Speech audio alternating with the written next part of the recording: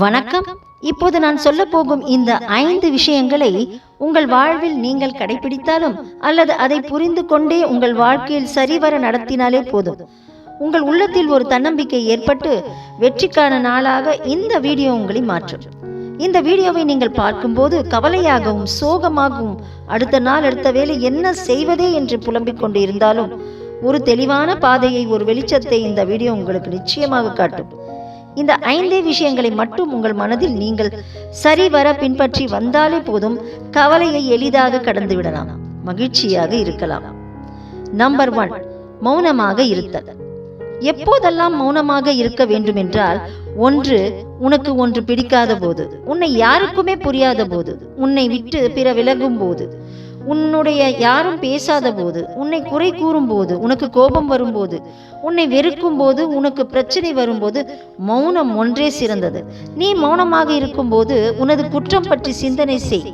மற்றவர்களின் குற்றத்தை விமர்சிக்காதே, மௌனமாக இரு. இது சான்றோர் வாக்கு. மௌனம் என்பதை சிந்தனையின் தாய். அதற்காகத்தான் அதை தவம் என்கிறார்கள். சித்தார்த்தன் புத்தன் ஆனது தவத்தால் தான். கன்னியாகுமரியில் விவேகானந்தர் செய்தது தவமே. முதலில் நாம் செய்த குற்றத்தை விவாதித்து மௌனமாக சிந்தித்தாலே போதும்.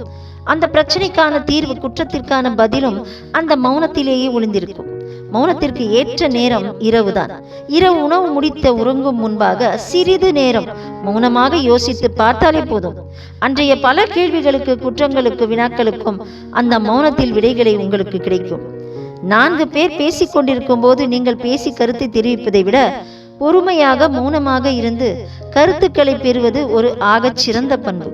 ஆக மௌனமாக இருந்து பல கவலைகளை வென்று வாழ்க்கை வெளிச்சத்தில் நடைபோடுங்கள்.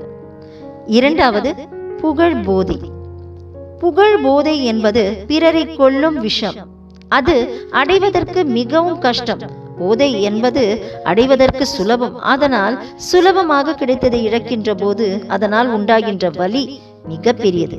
அளவுக்கு மிஞ்சிய புகழ் பேச்சுக்கு விதையாக விழுந்துவிடும். வாழ்க்கைக்கு புகழ் முக்கியமானது தான். அந்த புகழுக்காகத்தான் நாம் ஓடுகிறோம், வாழ்ந்து கொண்டிருக்கிறோம். ஆனால் அந்த புகழ்ச்சியை நாம் அடையும் போது நம்மிடம் அந்த புகழ் போதை ஏறாமல் பார்த்து கொள்ள வேண்டும். புகழ் போதை ஏறினால் நமது நிதானத்தை அளிக்கும். அதுபோல அளவுக்கு அதிகமான பொருட்கள் என்பதிலும் நாம் எச்சரிக்கையாக இருக்க வேண்டும். அது வீழ்ச்சிக்கு விதையாகிவிடும். நெப்போலியன் வீழ்ச்சி, ஹிட்லரின் வீழ்ச்சி என்று அரசியல் நமக்கு பாடத்தை கற்றுக் கொடுத்திருப்பதை ஞாபகத்தில் வையுங்கள். இங்கு பலர் சுயநலத்தோடு தகுதியற்ற ஒருவனை இந்திரன், சந்திரன் என்று பொய்யாக புகழ்வார்கள். தகுதி இல்லாதவனை புகழ்வதுதான் மிகவும் கொடுமையானது. அது ஒரு பாவம். அது தரமற்ற பொருளை விற்கும் வணிகம் போன்றது. சரியான நேரத்தில் சரியான நபர்களை நாம் புகழ வேண்டும்.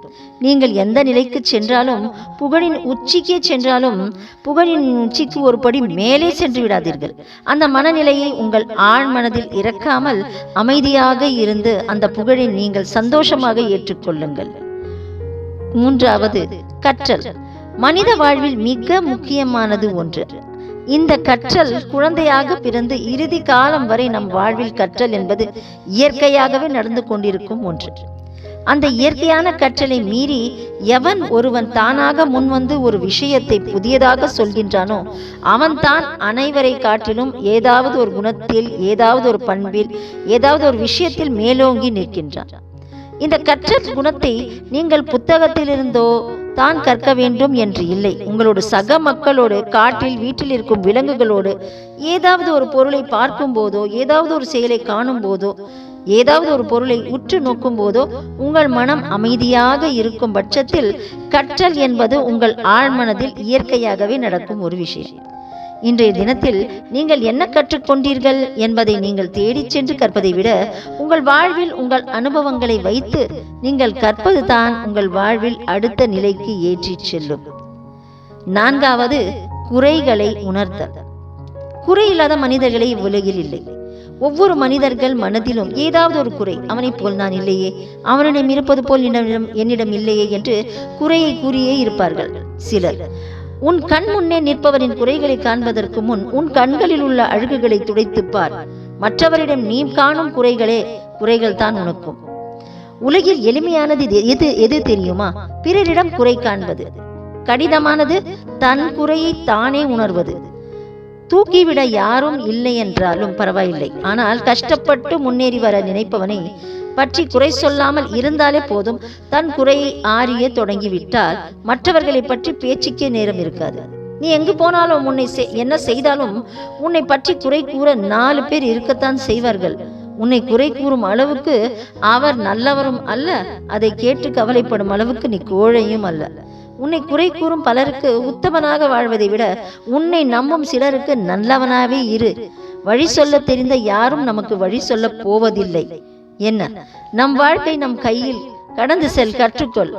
எனக்கு ஏன் படிப்பு ஏறவில்லை, என்னால் ஏன் இந்த வேலையை செய்ய முடியவில்லை என்று ஒவ்வொரு விஷயத்தையும் நீங்கள் உங்களுக்குள் குறைகளாகவே மட்டும் பார்த்து கொண்டிருப்பீர்கள். ஆக உங்க மனதில் ஏதாவது ஒரு குறை இருந்தால் நீங்கள் அதை ஒப்புக்கொள்ளுங்கள். மற்றவர்கள் அதை சுட்டிக்காட்டும் போது முன்பே உங்கள் குறைகளை நீங்கள் அறிந்து திருத்தி கொண்டு மனிதத்தோடு மனிதனாக வாழுங்கள். இறுதியாக 5வதாக முன்கோபம் என்பது ஒரு விஷயத்தை சரியாக புரிந்து கொள்வதற்கு முன்பாகவே தன் எதிர்ப்பை வெளிப்படுத்துவது தான். இந்த விஷயத்தில் முன்கோபக்காரர்களை வெகுளிகள் லிஸ்டில் சேர்த்து கொள்ள வேண்டும். பெரும்பாலும் இதில் சிக்கிக் கொள்வது அப்பாவிகளே. எனக்கு தெரிந்தவரை சின்ன சின்ன விஷயத்திற்கெல்லாம் கோபப்படுபவர்கள் முன்கோபக்காரர்கள் என்று இல்லை. சிறு ஏமாற்றத்தை கூட தாங்க முடியாதவாறு சில நிதர்சனங்களை ஏற்றுக்கொள்ள இயலாதவர்கள் தான் வெளிப்பாடு கோபமாக மாறுகிறது. இப்படிப்பட்டவர்கள் நமது நண்பர்கள், உறவினர்களோ பிள்ளைகளும் கூட இருக்கலாம். அவர்களை இறக்க நம்மால் முடியாது என்கிற போது அவர்களிடம் நாம் சரி இப்ப என்ன சொல்ல வர, சரி இப்ப என்ன வேணும் என்று நேரடியான வினாவுக்கு வந்துவிட வேண்டும். அவர்கள் பதில் வந்ததும் சரி விடு, அவ்வளவுதானே, இதற்காகத்தான் இவ்வளவு கத்துகிறாயா என்று சமாதானமாக பேசி தோளை தட்டி கொடுக்க வேண்டும். சிறிது நேரம் சென்ற பின்னர் நம் கருத்தை எடுத்து சொல்ல வேண்டும். அவர்கள் கருத்து எவ்வளவு ஏற்றுக்கொள்ளக்கூடியதாகவோ இருந்தாலோ அல்லது இல்லை என்றாலோ என்பதை பக்குவமாக எடுத்துரைக்க வேண்டும். இதுவே சம்பந்தமில்லாத நபர் என்றால் மெல்லிய புன்னகையோடு ஒதுங்கி கொள்ள வேண்டும். அதுவே சிறந்தது. மனோ தத்துவ ரீதியாக முன்கோபக்காரர்கள் தன்னை விட பலசாலி எதிரில் இருப்பவர் என்று அறிந்துவிட்டால் அடங்கி விடுவார்களாம். அடிக்கடி முன்கோபக்காரர்கள் சில நேரங்களில் கோமாளிகளாகி விடுவார்கள்.